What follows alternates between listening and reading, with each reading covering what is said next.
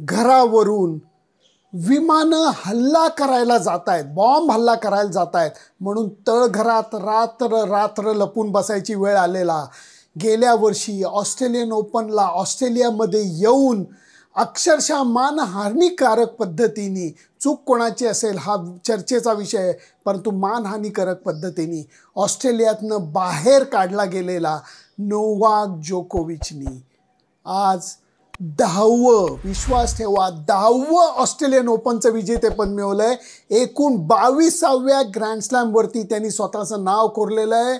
Greatest of all time म्हणजेच गोट बनण्याच्याकडे त्यांनी जबरदस्त वाटचाल केलेली आहे असंच म्हणायला लागेल. मित्रांनो, मैत्रिणींनो, ऑस्ट्रेलियन ओपन ही पहिलं ग्रँड स्लॅम असतं वर्षाचं. याच्यामध्ये नदालला दुखापत झाली, रॉजर फेडरर आता निवृत्त झालेला आहे, पण तरीही यंग जनरेशनचे जे खेळाडू आहेत ते आव्हानं निर्माण करतायत. जेव्हा नोवाक जोकोविच ऑस्ट्रेलियन ओपन खेळण्याकरता मेलबर्नला आला तेव्हा त्याच्या पायाला दुखापत झालेली होती. अख्खी टुर्नामेंट या दुखापतीशी झगडत, चेहऱ्यावरती वेदना कमीत कमी वेळा दाखवत त्यांनी वाटचाल जी केली ती थक्क करून सोडणारी होती. इनफॅक्ट मी तर असं म्हणेन की त्यांनी त्या दुखापतीमुळे जास्त आक्रमक खेळ, जास्त सकारात्मक खेळ हा आपल्याला करून दाखवलेला आहे. मी सेमीफायनलपर्यंतची गोष्ट करणार नाही, कारण तोपर्यंत तर समोर आलेल्या प्रत्येक खेळाडूचा त्यांनी अक्षरशः खात्मा केलेला होता. एकदा तर जिम कुरियरनी त्याला विचारलं की बाबा रे, अपोनंटचा इतका तू धुव्वा का उडला? तो म्हणला त्याच्यासाठी तर मी इथे आलेलो आहे. फायनल मॅच खेळायला जेव्हा तो मैदानावरती उतरला तेव्हा ती सोपी गोष्ट नव्हती. त्याचं कारण स्टेफानोस सित्सिपास हा 24 वर्षाचा खेळाडू, ग्रीक खेळाडू, हा अप्रतिम टेनिस प्लेयर आहे.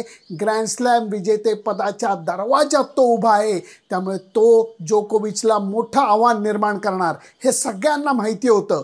परंतु पहिल्या सेटपासनं जोकोविचनी जी काही पकड मिळवलेली आहे, म्हणजे मी असंख्य वेळेला साऊथ आफ्रिकेतल्या जंगलामध्ये गेलेलो आहे, शिकार बघितलेली आहे. शिकार करताना जेव्हा श्वापदावरती श्वापद जेव्हा झडप मारतं, ती झडप मारून डायरेक्ट त्यांच्या नरडीचा गोट घेण्याकरता ते पकडतं इथे, तशी अवस्था आज मला वाटली. त्याचं कारण पहिल्या सेटमध्ये त्यांनी जो काही आक्रमक खेळ केला, सित्सिपासला मान वर करायची संधी मिळवून दिली नाही. फायनल खेळण्याचं एक प्रकारचं दडपण त्याला जे होतं ते त्यांनी वाढवून ठेवलं. पहिला सेट आरामात खिशात घातला.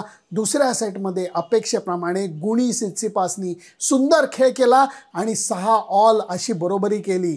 टायब्रेकमध्ये नोवाक जोकोविचनी डोकं शांत ठेवून आपल्या फटक्यांची ताकद वाढवून 7-4 असा दुसरा सेट घेतला आणि तिसऱ्या सेटमध्ये परत एकदा खूप अटीतटीच्या लढाया झाल्या. पहिली सर्व्हिस ब्रेक केली होती नोवाक जोकोविचची सित्सिपासनी, परंतु दुसऱ्याच गेमला त्यांनी ती ब्रेक केलेली सर्व्हिस परत मिळवली. सामन्यावरचं प्रभुत्व त्यांनी गमावून दिलं नाही आणि हे करत असताना त्याचे जे फटके होते, ग्राउंड स्ट्रोक होते, रिकव्हरी शॉट्स होते, लांबनं मारलेले ड्रॉप शॉट्स होते, हे सगळेच अफलातून होते. आणि या तिसऱ्या निर्णायक म्हणणंच चुकीचं आहे, निर्णायक अशा अर्थाने की त्याचा तो विनिंग आणि चॅम्पियनशिपचा सेट होता, त्याच्यात सुद्धा बरोबरी झाली. 6 ऑल, 5-0 असं टायब्रेकमध्ये आघाडी होती आणि त्याच्यानंतर सित्सिपासनी 6-5 असं जवळ येऊन दाखवलेलं होतं, परंतु शांत डोकं ठेवून बरोबर शॉट्सचं एक्झिक्युशन करून दडपणाखाली कसं खेळायचं असतं हे दाखवून दिलेलं आहे नोवाक जोकोविचनी. मी परत म्हणेन, त्यांनी पहिलं विजेतेपद मिळवलं होतं 2008 साली. याच ऑस्ट्रेलियन ओपनमध्ये त्यांनी पहिलं ग्रँड स्लॅम विजेतेपद मिळवलेलं होतं. ती म्हणजे मंकी गेटची टूर. आम्ही ऑस्ट्रेलियामध्ये होतो आणि तिथे अक्षरशः त्याला जिंकताना, फेडररला हरवून जिंकताना बघून आम्ही म्हणलं अरे बाबा, हा लंबी रेस का घोडा आहे. आणि त्याच्यानंतर हा सिलसिला चालू झालेला आहे.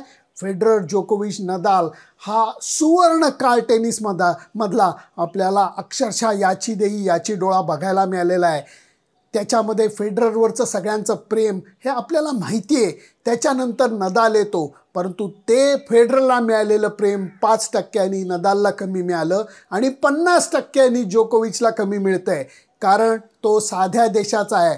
कदाचित त्याची वर्तणूक कधी कधी थोडीशी मजेदार, थोडीशी विवादास्पद ठरते, परंतु मित्रांनो, मैत्रिणींनो, 22 ग्रँड स्लॅम विजेतेपदं ही फेडररनी मिळवलेली नाही आहेत, नदालनी मिळवलेली आहेत. त्याची बरोबरी केलेली आहे आणि आता 23वे विश्व विक्रमी विजेतेपद मिळवण्यापासून तो एक ग्रँड स्लॅम फक्त दूर आहे. त्यामुळे मी तर म्हणीन ग्रेटेस्ट ऑफ ऑल टाईम बनण्याकडे तो एक पाऊल अक्षरशः दूर झालेला आहे.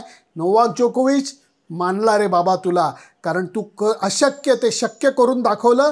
तोंडानी नाही तर रॅकेटनी जे आपल्याला करायचं ते करून दाखवलं. त्यामुळे तुला मी असा सॅल्यूट नाही करत, मी तुला असा सॅल्यूट करतो. वेल प्लेड बॉस, वेल प्लेड. तुम्हाला काय वाटतं, फेडरर तुमचा लाडका आहे, नदाल लाडका आहे का आता जोकोविचला योग्य मान्यता योग्य मान देण्याकरता मी तर कधीच तयार झालेलो आहे. तुम्ही तयार आहात का? तुमचा लाडका खेळाडू कोण आहे ते जरूर सांगा. जोकोविचच्या आजच्या विजयाबद्दल तुम्हाला काय वाटतं जरूर सांगा. कारण जेवढं खेळाच्या बाबतीत क्रिकेटचं माझं प्रेम आहे तेवढंच टेनिससुद्धा मला मनापासून आवडतं. त्यामुळे आजची मॅच बघण्याचा जो आनंद होता तो वेगळाच होता. वेल प्लेड जोकोविच, well played and well played Tsitsipas too. कारण कधी ना कधीतरी हा पोरगा ग्रँड स्लॅमला गवसणी नक्की घालणार. Bye bye.